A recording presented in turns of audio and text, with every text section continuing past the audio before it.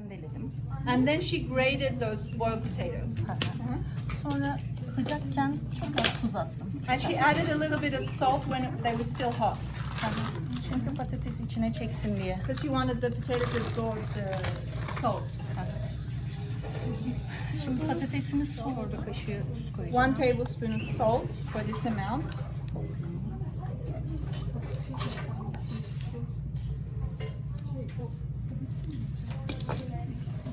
Sonra yoğurdumuzu koyalım. Bunu bir karıştıralım da. So mix the salt in very well. Adding the cucumbers, try not to get the liquid that's going to come out of the cucumbers. Try to make it dry.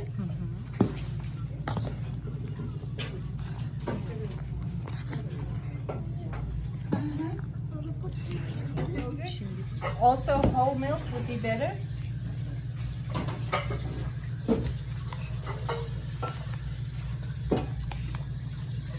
So this is going to look something more like a dip than a salad that you think of.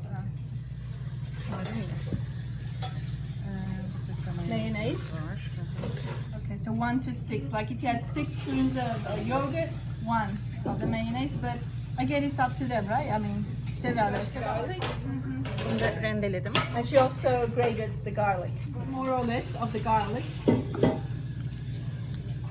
Karıştıracağız. She's going to add some dill to this. Evet. Birazını içine koyacağım, birazını da üstüne süsleme için. She's going to keep